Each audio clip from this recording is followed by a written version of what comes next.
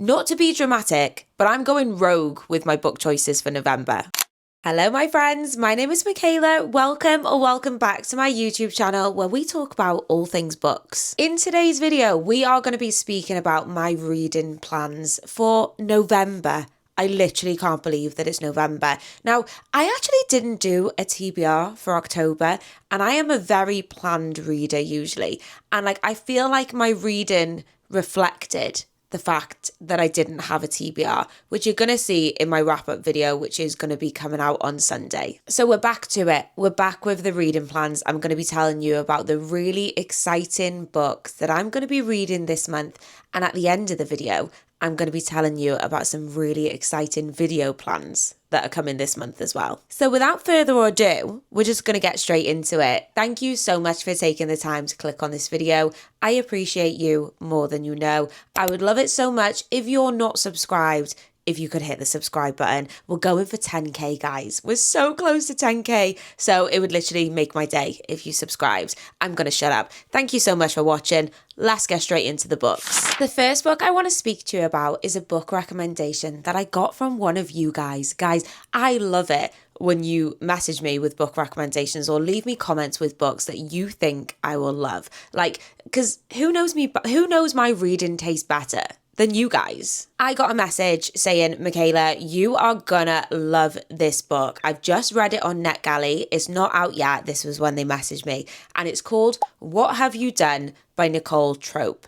And as soon as I got that message and they told me that it was set in a psychiatric ward, I was sold. I immediately added it to my Amazon list because, like I said, it wasn't out yet and it was going to be going on Kindle Unlimited. We love a Kindle Unlimited book. So the day it came out, I downloaded it to my Kindle. I literally had a calendar notification set. This follows the story of Juliet, who is a 21-year-old girl with her whole life ahead of her. She is a ballet dancer and her and her family live in this nice little neighborhood and they are the picture perfect family.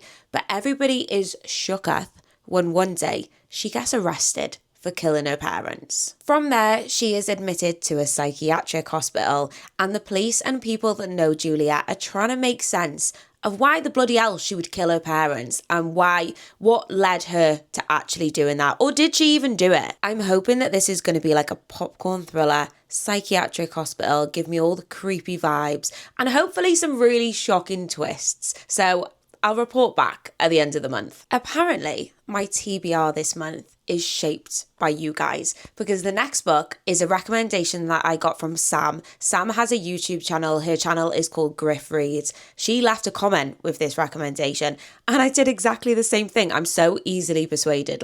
I'm literally a marketer's dream. I went straight on Kindle and downloaded it because this is another one that's on Kindle Unlimited. Not only is on Kindle Unlimited, it also comes with the audio. And I bloody love that. Because when I haven't got time to read it physically, I can just switch to the audiobook, you know? A Deadly Influence by Mike Omer is about cults. And I mean, say less. All you've got to say to me, psychiatric hospital, cults, I'm locked in. I will buy your book. This follows a police detective named Abby Mullen, and she is a hostage negotiator for the NYPD. So she's dealing with some pretty traumatizing stuff day in, day out. But Abby herself is dealing with a bit of trauma because she was actually the victim. She was the survivor of a cult. She managed to escape a cult called the Wilcox cult. And then one day, Abby gets a phone call from a girl called Eden. Eden and Abby were both in this cult together. They've not spoken since the day that they managed to escape this cult.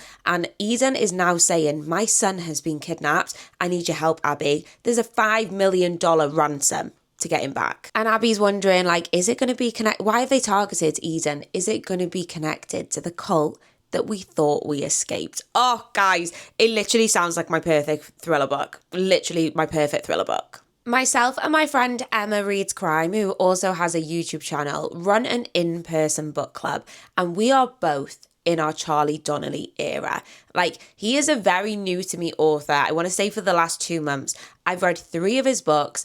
I have read Don't Believe It, gave it 4.5 stars. I have read The Girl Who Was Taken, gave it 5 stars. And I also read Guess Again and gave it 5 stars. So they're pretty high ratings for the only 3 books that I've read from him. Emma's also in this era, so when we were deciding on our book club choice for the month, I was like, let's do a Charlie Donlea. So we have decided to read 20 Years Later. I actually didn't even know the plot of this book until like 5 minutes ago. Like, all you need to tell me is Charlie Donlea, and like, I don't even need to know the blurb. 20 Years Later follows a main character called Avery. Avery is a TV presenter that is struggling with ratings, and she needs her next big case so that she can like keep her job on the TV show. When she finds out about new DNA technology that can help identify victims of 9/11, she's like, this is it. This is my big case. And the blurb says it's going to center around that story relating to the DNA and the 9/11 victims, and also a brand new case where a serial killer is on the loose. And I know you shouldn't go into books with like really high expectations, but I feel like I can't help myself because we're on such a good run.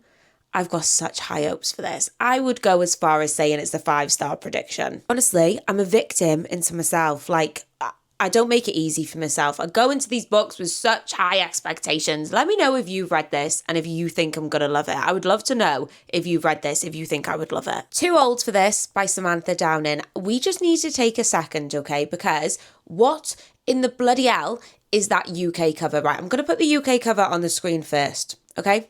It's here. Now I'm going to show you the US cover.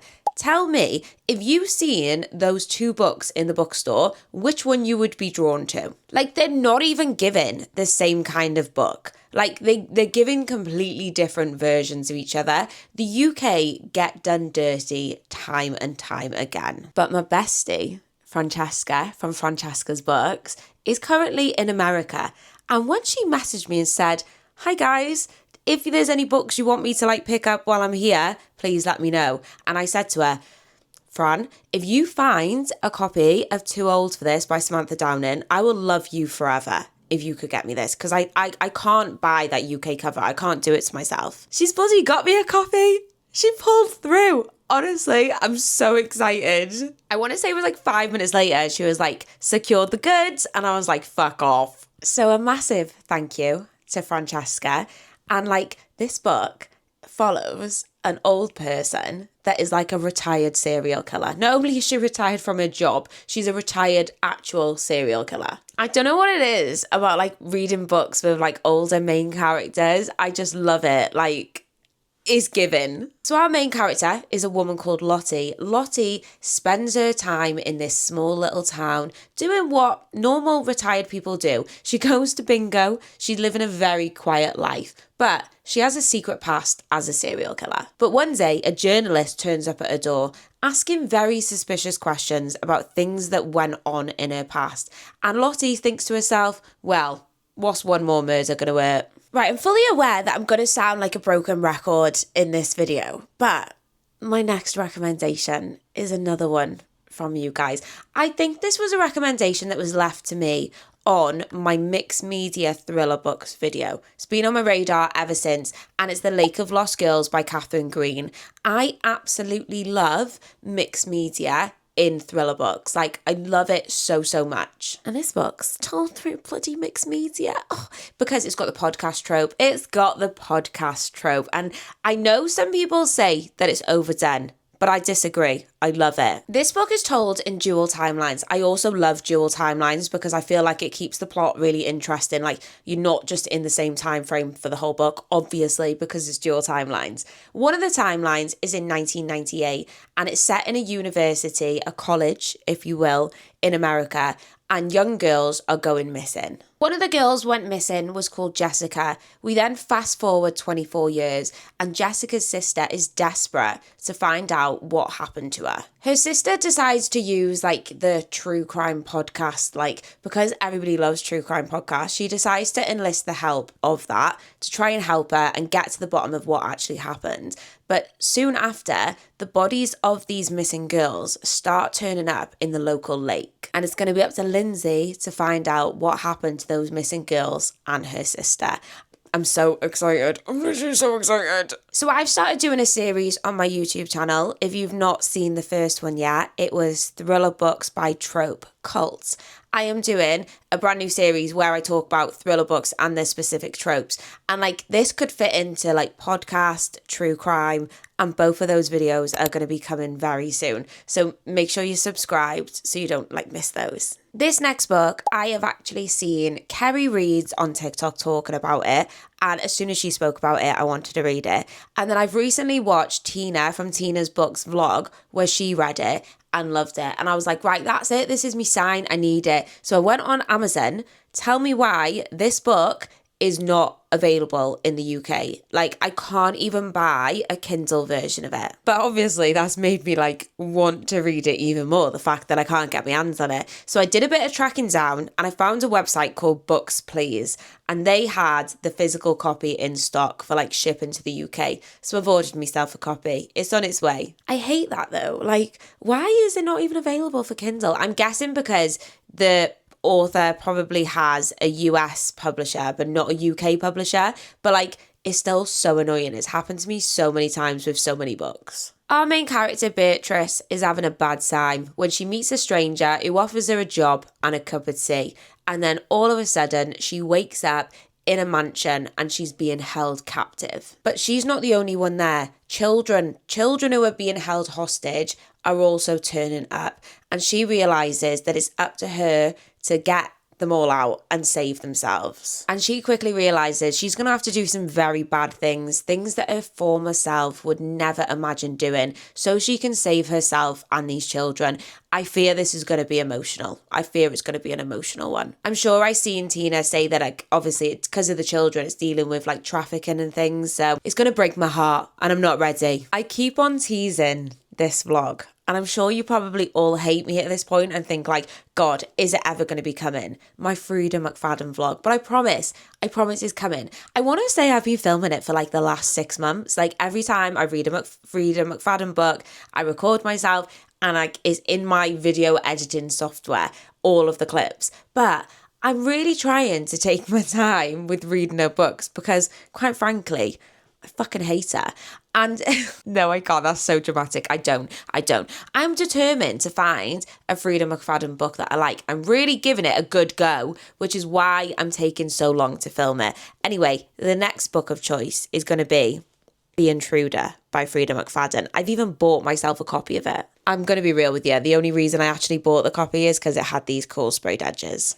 The Intruder by Freida McFadden is actually her newest release. This has only just come out, and there's a reason I have chosen to read that book. So you're going to have to stay to the end of the video to find out what that reason is. There's a very specific reason. Our main character in The Intruder is called Casey. Casey lives in the middle of nowhere in like a little cabin in the woods when a hurricane is on its way in, and her cabin is not built to survive a hurricane. So obviously she's panicking about that. And then a kid turns up outside, bloody and carrying a knife. Casey's obviously not going to leave her outside, so she brings her in, but the girl will not speak. She won't let go of the knife, and Casey's got to figure out who this girl is, what she's done, and is Casey in danger. I've actually seen some quite good reviews for this book, to be honest, and I've seen people saying that it's not like as ridiculous as some of Freida McFadden's other books. So there's got to be one. There's got to be one that I like. My NetGalley arcs are getting out of control.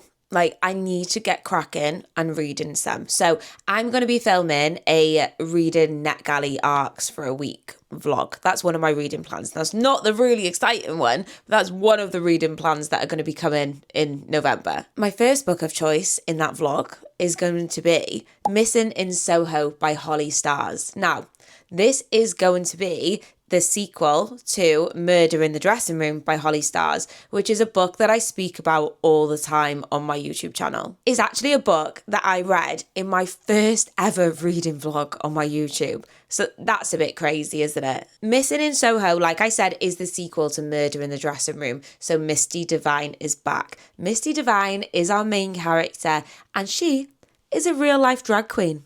Not real life because it's a fiction book. In book one, Misty Devine had to solve the murder of her house mum. Her house mum was found dead with a piece of chocolate in her mouth. Like, was the piece of chocolate poisonous? Like, it's so camp. It's so fun. Like, if you love RuPaul's Drag Race, this is basically RuPaul's Drag Race as a cozy mystery. And in Missing in Soho, Misty Devine is back, and we're going to see what she's getting up to in this book. Holly Stars has told me that this book is a lot less cozy than Murder in the Dressing Room. So if the word cozy puts you off, like, don't be writing off this. And I can't wait to vlog it for you all. The next book I'm going to be reading in that vlog is Nowhere Burning by Catriona Ward. Now, I have actually only read one book by Catriona Ward called Looking Glass Sound. But when I was at Harrogate Crime and Thriller Festival, I was speaking to the team at Viper who published Catriona Ward's books. And they said, Michaela, like, the plot of Nowhere Burning, you're going to love it. Because it involves cults. Cults, guys. Honestly, people know me so well. I'm getting a name for myself at this point. Also, I'm just putting it out there, not to shock you, but I actually prefer the UK cover of this. Which one do you prefer? Let me know. I never say I prefer the UK cover. Nowhere Burning is set in the Rocky Mountains, and we meet two children that have decided that they are going to run away from home. They are planning on running to an abandoned mansion where the rumour is that teenage children have took over it. This abandoned mansion, though, is the home of a former celebrity who was also committing terrible crimes. When a fire set alight his mansion, he was exposed as a murderer. Now these feral kids, I'm not calling them feral, all right? The blurb says that they're feral, have now took over. They're basically squatting in this mansion. And then our two main characters are going to go and join them. But what are they going to find when they get there? A book that I actually really want to read by Catriona Ward is the one is it called The House on Needless Street? I think I want to read that because it's got the point of view of a cat. I love cats. And the last book before the exciting news is How to Get Away with Murder by Rebecca Phillipson. This is one that I became aware of at Harrogate. I've seen so many of my friends reviewing it, and I'm so excited for it. Brady Hendricks? His name's not Brady Hendricks. Denver Brady is one of the best serial killers that you have never heard of because he's so good that he literally gets away with murder. Nobody knows who he is. And he's feeling a bit cocky, so he's wrote a book called How to Get Away with Murder to basically laugh at the police and tell them all about how he's actually doing it. And obviously the police are like, no, oh no, you bloody didn't. No, you did not. Like, you are literally making fools out of us. So they then obviously have made it their number one priority to catch Denver Brady Hendricks. And I also love the book within a book trope. And so what I'm hoping is that we're going to get like excerpts of Brady's book, Denver Brady's book. I've ruined it for myself. I've literally ruined it for myself. I'm hoping we're going to get excerpts of his book in this book of like how he is actually getting away with murder. Because not that I want to know, but I do for research. Not for research purposes. I'm just going to get myself arrested on YouTube, apparently. Okay, guys, now I always get a bit delulu by the end of the videos. Let me tell you about exciting reading plans, exciting video plans for November. They're exciting for me. I hope they're going to be exciting for you. The Goodreads Choice Awards. We know the Goodreads Choice Awards. We love the Goodreads Choice Awards, do we? It is a popularity contest. That's basically what it is. Every year, my favourite videos to watch are Ashley from Ashley's Little Library, Meg with Books, because they always film like their reactions to the reading vlogs and then they read all of the nominees from the thriller category, the thriller and mystery category for those awards. I tried to do it on TikTok last year and massively failed. Like, I really didn't do. I didn't follow through. But I want to do it myself this year. I've been saying it for years. I love watching the videos. Of course, all the credit will be going to those guys because they're giving me the inspo. But I really want to do it. So I want to do like filming my reaction to the top 20. I want to then try and read the top 20 and see if I can predict the winner. And I'm hoping it's not going to be Freida McFadden. And the reason I chose The Intruder by Freida McFadden for one of my books this month is because I think she's going to be nominated.